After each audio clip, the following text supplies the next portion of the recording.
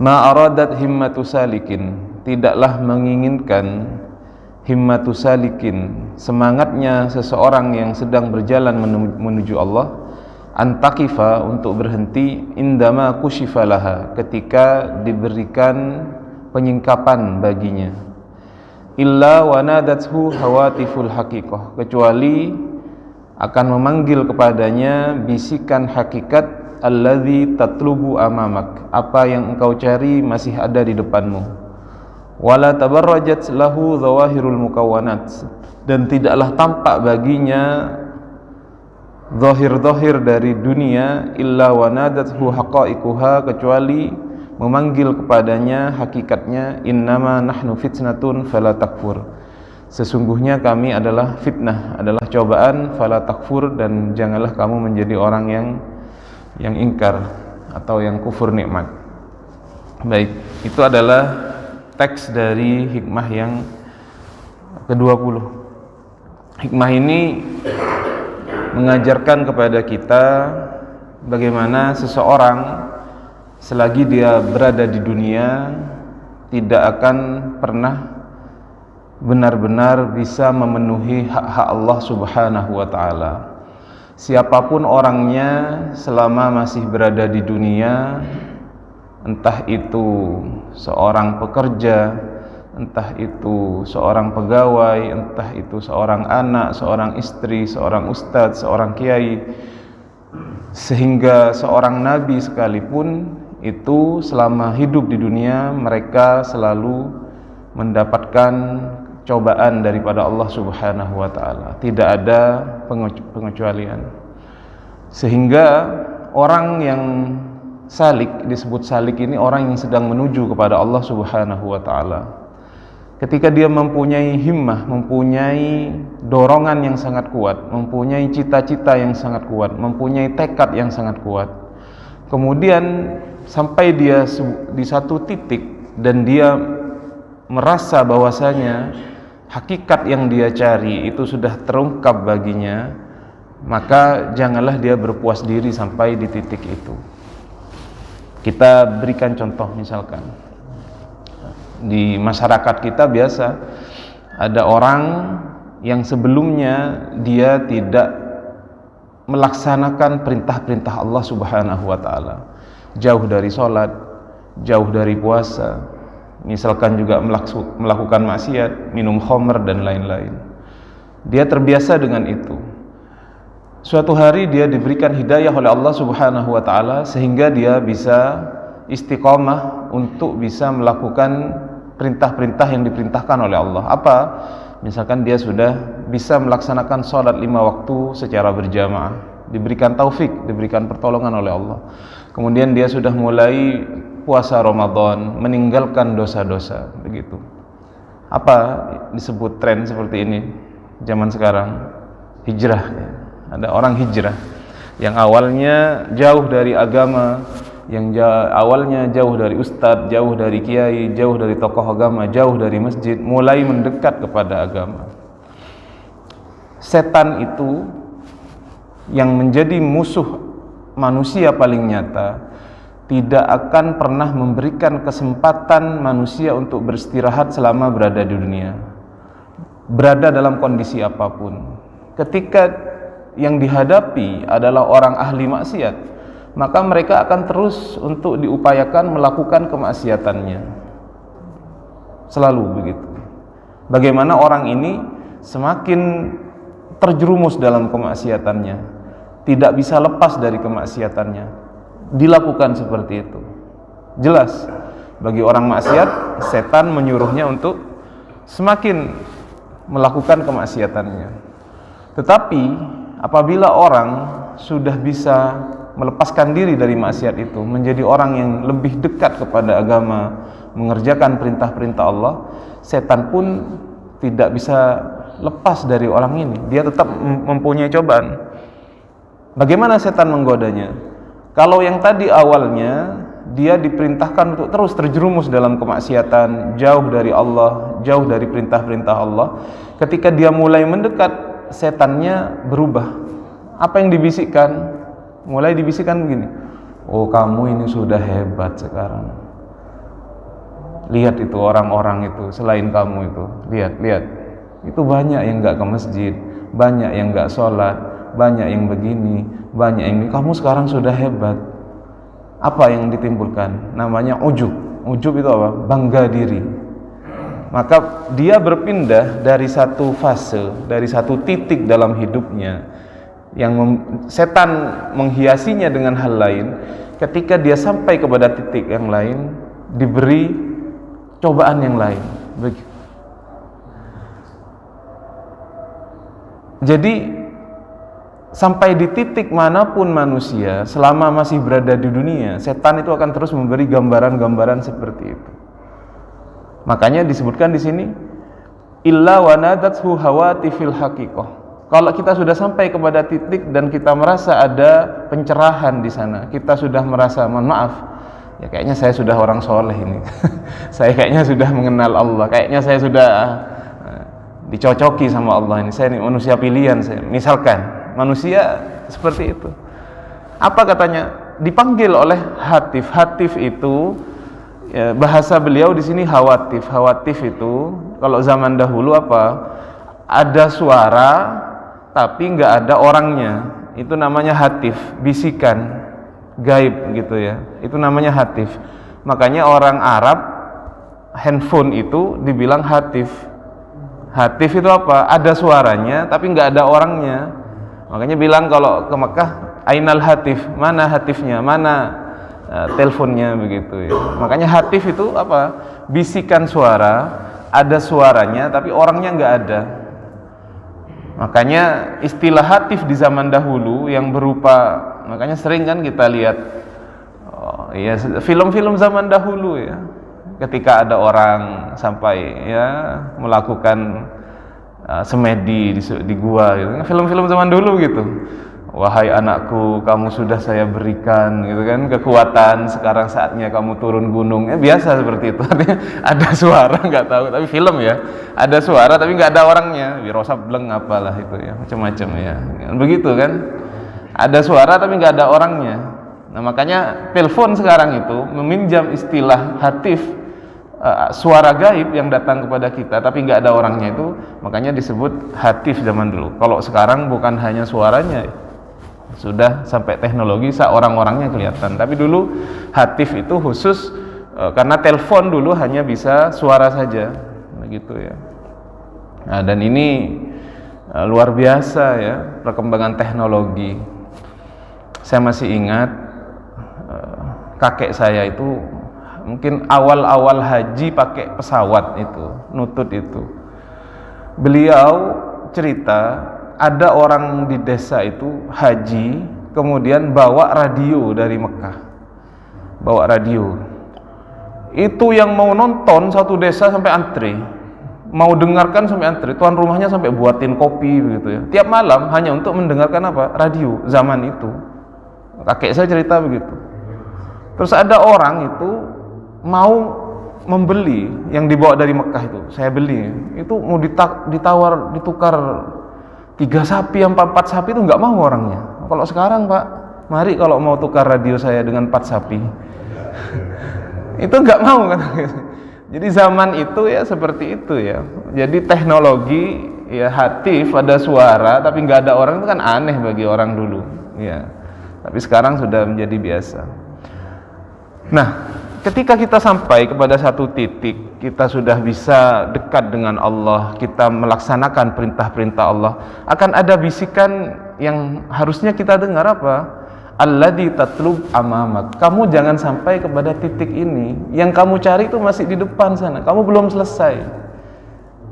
Gak ada selesainya di dunia ini. Jangan sampai kita merasa puas ya. Merasa puas apa yang sudah kita sekarang ini. Makanya disebutkan orang itu disebut alim, orang itu disebut orang yang pandai ketika dia masih mau belajar.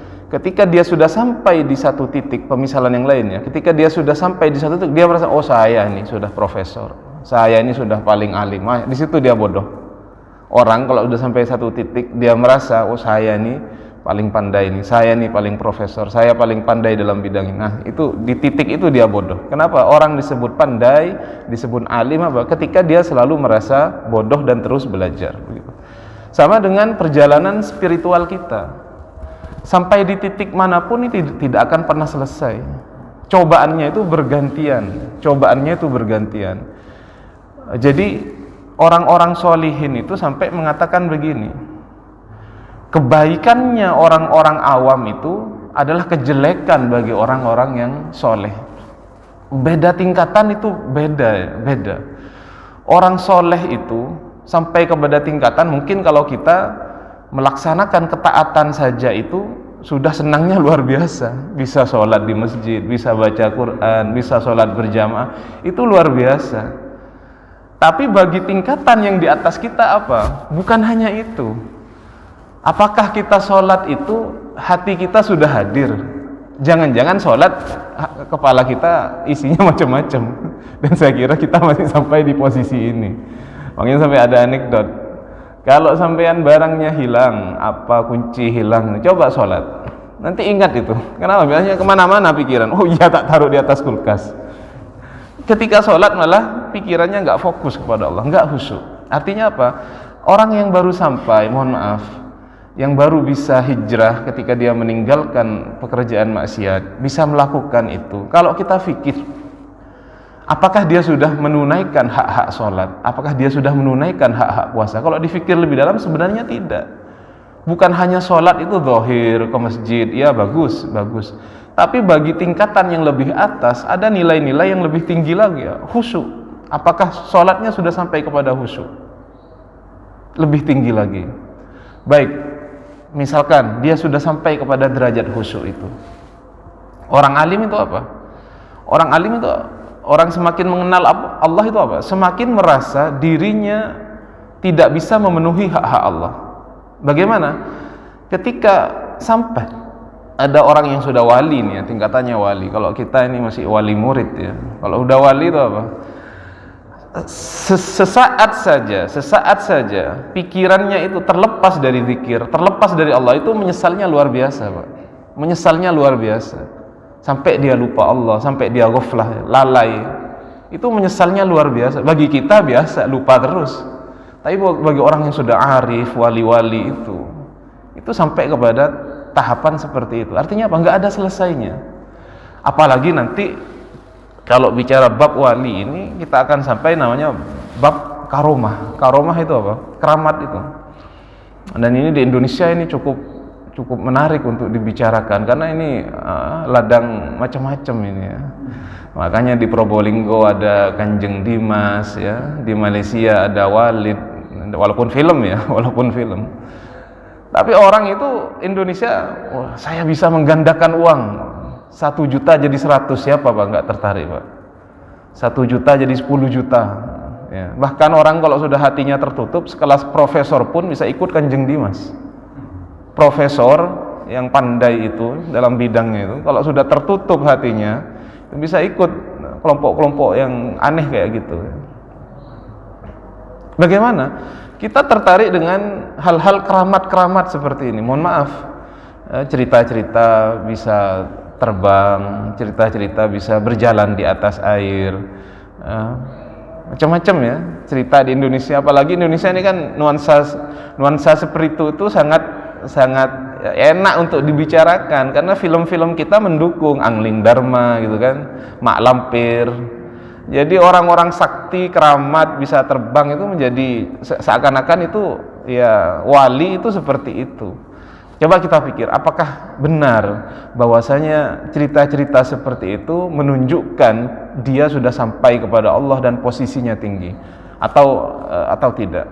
Kalau kita lihat, apakah kalau kita mendengar cerita seorang wali misalnya bisa terbang, bisa berjalan di atas air, mohon maaf, atau cerita-cerita bisa melipat waktu misalnya, dari sini ke Mekah cuma saya baru sholat Jumat di Mekah, kamu kan sholat di sini, saya sudah sholat Jumat di Mekah, misalkan ada orang bilang seperti itu. Apakah itu menambah kepada keimanan kita kepada Allah? Apakah kita dapat faidah dari cerita-cerita karomah? Walaupun kita tidak menyaksikan terjadi. Karomah bagi orang-orang soleh itu ada memang. Karomah atau kalau bagi Nabi dan Rasul, hal-hal yang tidak sesuai dengan adat itu namanya mukjizat.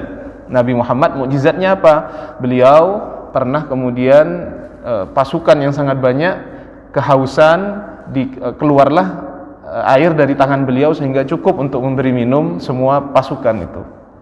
Itu mukjizatnya Nabi. Nabi Musa tongkatnya dipukul ke batu bisa keluar air. Itu mukjizat. Apa? Allah ingin menunjukkan bahwasanya ini adalah nabiku. Ini loh bukti mukjizatnya. Nabi Muhammad pun punya. Nabi Muhammad pernah membelah bulan, dan sampai sekarang penelitian mengatakan memang seakan-akan bulan itu pernah terbelah dulu, kemudian ya mungkin kalau secara logika kita nggak masuk, tapi apa yang mustahil bagi Allah Subhanahu wa ta'ala. Nabi punya mukjizat seperti itu. Bagi selain Nabi, karomah namanya. Wali-wali itu diberikan karomah. Termasuk misalkan cerita dalam Al-Quran, ada seorang perempuan solehah begitu ya, kalau nggak salah Sayyidah Maryam ya. Jadi beliau beribadah di dalam tempat ibadahnya, tetapi selalu ada makanan, dan makanan itu bukan makanan yang lazim di daerah itu begitu ya. Nah, itu karomah, ada bentuk pemuliaan dari Allah kepada orang yang seperti ini. Orang wali itu ada karomahnya. Kita tidak memungkiri. Tapi mohon maaf, jangan sampai itu yang kita jadikan patokan. Kalau enggak bisa terbang, aku enggak ikut, seperti itu. Kalau enggak bisa jalan di atas air, aku enggak ikut orang itu. Padahal dalam istilah atau ada pepatah mengatakan al-istiqomah khairun min alfi karomah. Sebenarnya apa yang harus kita perhatikan kemudian jadikan patokan? Istiqomahnya orang tersebut menjalankan syariat itu lebih baik dari 1000 keramat. Bagaimana orang ketika dia sholatnya benar, puasanya benar, akhlaknya bagus, itu sebenarnya lebih manfaat bagi orang itu, lebih bisa kita jadikan contoh daripada misalkan cerita-cerita bisa terbang, bisa jalan di atas air. Apa manfaatnya bagi kita? Artinya tidak berpengaruh secara langsung. Bahkan mohon maaf, ini bisa jadi ya ladang penipuan, termasuk di Indonesia. Ini saya heran, di Indonesia ini penipuan seperti ini banyak sekali ya di desa-desa ya, penipuan. Bahkan orang-orang yang nyeleneh di Indonesia ada pengikutnya. Ada orang ngaku nabi ya diikuti. Orang bisa gandakan uang ya diikuti. Ya, wallahu alam terjadi ya. Jadi apa patokan kita untuk menilai orang itu sudah dekat dengan Allah, keistiqomahannya menjalankan syariat Allah. Itu yang harus kita lihat, bukan karena dia bisa terbang, bisa jalan di atas air atau lain-lain. Kalau hal itu ya, kalau cuma bisa terbang, Pak, burung itu terbang dari kecil. Kalau cuma jalan di atas air ya macam-macam sekarang, tang-katang itu jalan di atas air.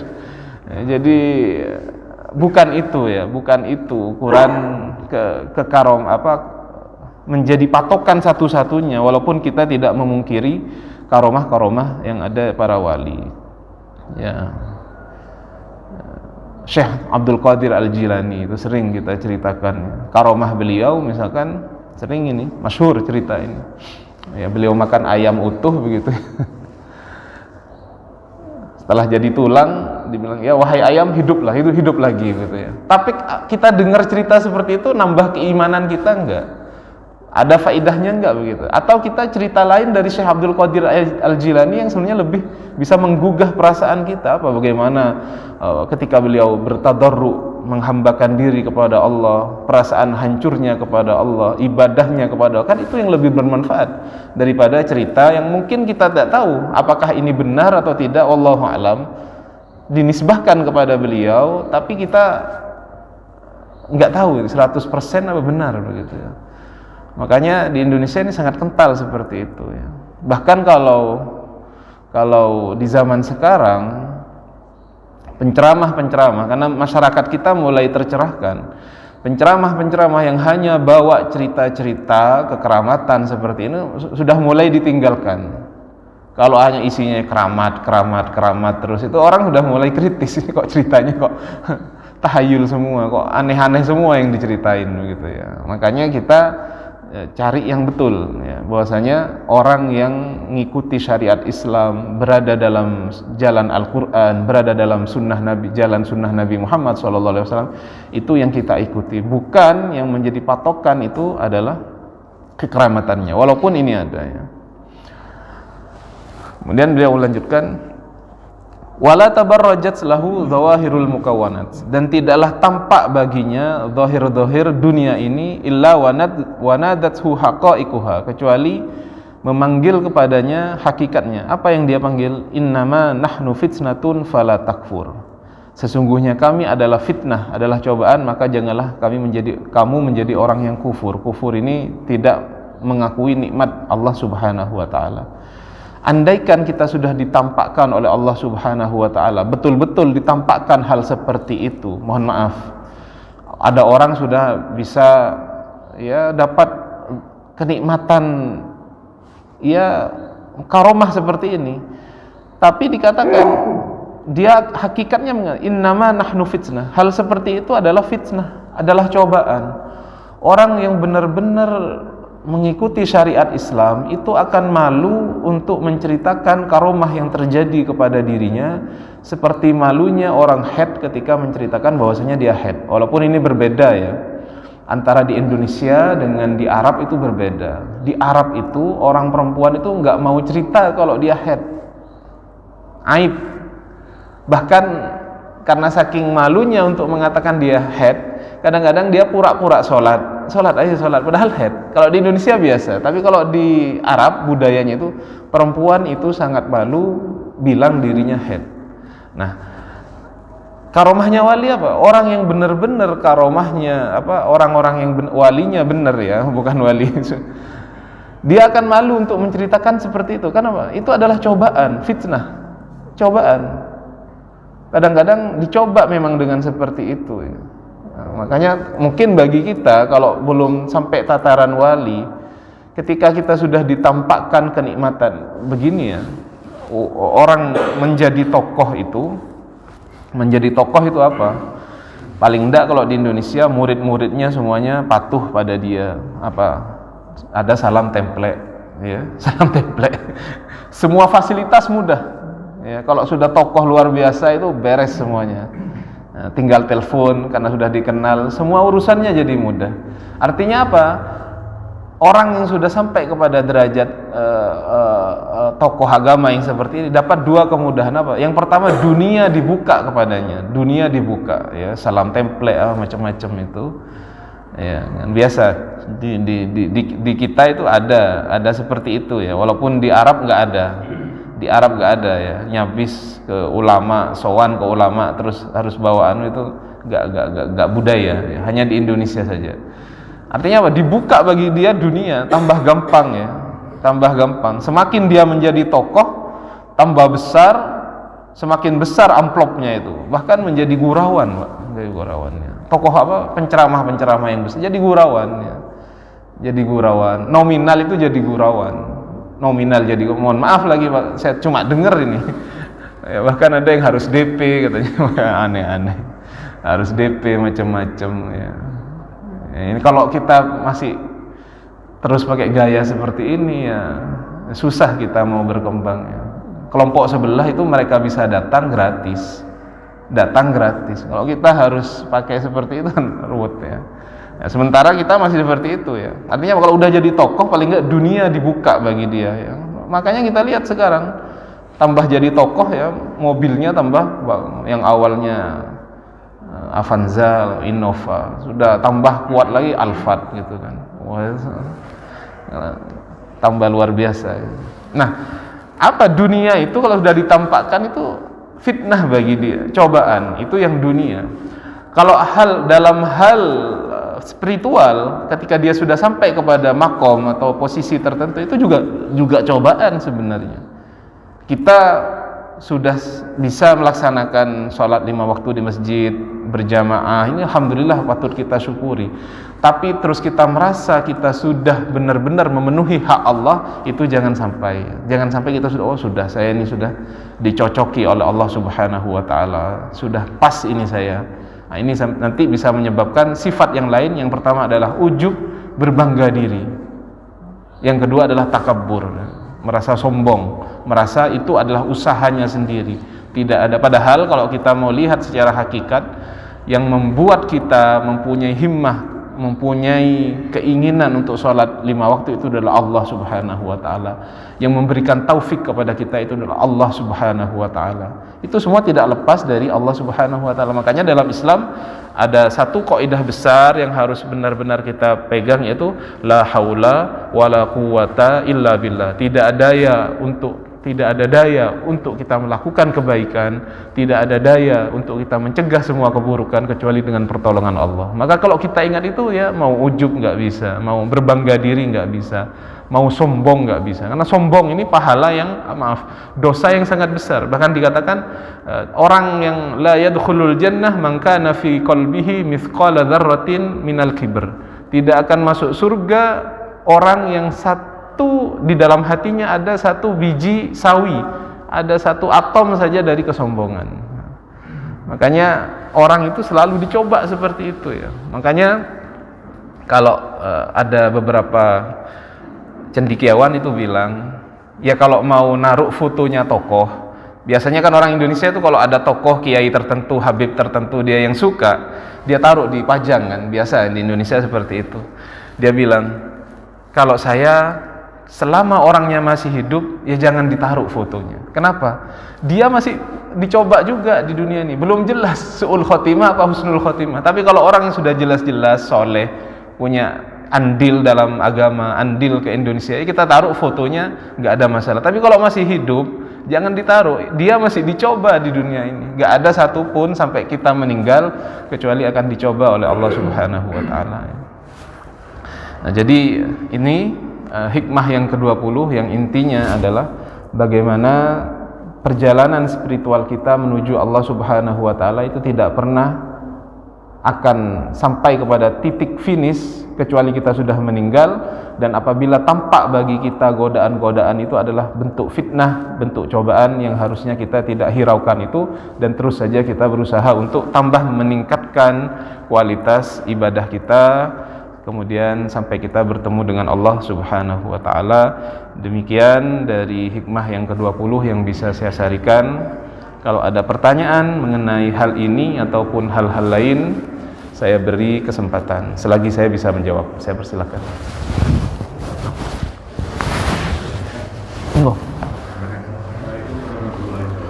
Waalaikumsalam warahmatullahi wabarakatuh.